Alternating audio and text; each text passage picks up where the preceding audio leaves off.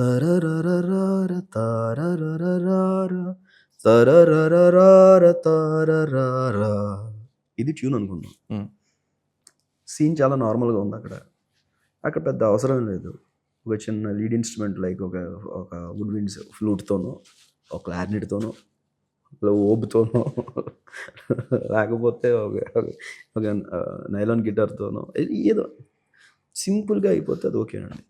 What if that situation demands 100 piece orchestra? వాడు వెనకాతలో పెద్ద బ్యాక్ స్టోరీ ఉంది. వాడు ఒక వారియర్ ఫైట్ చేసి కూర్చున్నాడు. సే ఫర్ ఎగ్జాంపుల్ వాడు అలా కూర్చున్నాడు, వాడి రిఫ్లెక్షన్ అందులో కనిపిస్తుంది. వాటర్లో అలసిపోయి ఉన్నాడు, మొత్తం ఊడ్స్తో ఉన్నాడు. దాంట్లోంచి ఒక బ్లడ్ ఫ్లో అవుతూ వస్తుంది అన్నాడు డైరెక్టర్. ఆ మూమెంట్కి మీకు ఎలాంటి ఆర్కెస్ట్రేషన్ చేయాలనిపిస్తుంది? మంచి భారీగా అసలు మాటల్లో చెప్పలేనిదే కదా మ్యూజిక్ అనేది.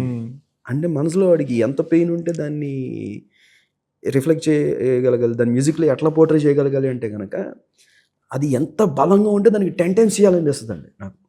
స్క్రీన్ మీద డైరెక్టర్ ఒక ఫీల్ నాగనే కదా, ఫర్ ఎనీ మ్యూజిషియన్ మీరు ఒక బ్లాక్ పెట్టి ఒక ఫ్రేమ్ పెట్టి ఒక ఎక్స్ప్రెషన్ వదిలేస్తే అది మనకి ఫస్ట్ చూసినప్పుడే హై వస్తుంది అనుకోండి, ఇంకా మ్యూజిక్తో 10 టైమ్స్ వేస్తుంది.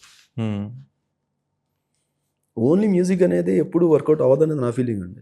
ఒక ఎమోషన్ వర్కౌట్ అవ్వాలి అంటే అఫ్ కోర్స్ కంపోజింగ్లో మీకు అది ఆ గ్రామటికల్ ఫీల్ అనేది ఉండాలి. అది పక్కన పెట్టేస్తే పిక్చర్ కూడా మాట్లాడుతూ ఉండాలి. మాట్లాడుతున్నప్పుడే రెండు ఒకదానికి ఒకటి కాంప్లిమెంట్ చేసుకున్నప్పుడే మీకు ఆ హై అనేది వర్కౌట్ అవుతుంది. సే ఫర్ ఎగ్జాంపుల్ జైలర్ ఉందండి, రజనీకాంత్ గారిని కూర్చోబెట్టారు కుర్చీలో. రజనీకాంత్ సార్కి ఉన్న ఆరాకి జస్ట్ అలా స్టే చేసి వదిలేశారు అంతే. డైలాగ్స్లో ఏమైనా మ్యూజిక్ వస్తుంది. మీరు హై ఫీల్ అవుతున్నారా లేదా? సిట్ రజనీకాంత్ సార్ని తీసేసి ఓన్లీ మ్యూజిక్ వినండి అంటే బాగుంది ఇది ఏదో, కానీ ఎప్పుడు సినిమా చూసాక బాగుంది. అసలు మీరు ఏం ఊహించుకోకుండా ఉత్తి మ్యూజిక్ విన్నారనుకోండి, చాలా బాగుంది, హై ఉంది అనుకుంటాం. రజనీకాంత్ సార్ ఫ్రేమ్లోకి రావటం వల్ల చూసే ప్రతి ఒక్కరు రజనీకాంత్లో ఫీల్ అయిపోతుంటారు. నేనే రజనీకాంత్ ఫీల్ అవుతాను. The same thing happened with me for Hanuman. నేను చెప్పాను, నేను ఇదే ప్రశంసరికి చెప్పాను, సార్ ఇలాగ మనం కూడా స్టే ఇద్దాం, నాకు వదిలేసిండి నాకు అంటే. అప్పుడే ఆయన మీరు వదిలితే రాముడి సీక్వెన్స్లు కానివ్వండి, ఆంజనేయ స్వామి కింద ఫామ్ అయ్యే సీక్వెన్స్లు, ఇవన్నీ నాకు డైలాగ్స్ లేకుండా స్టేస్ వదిలేశారు.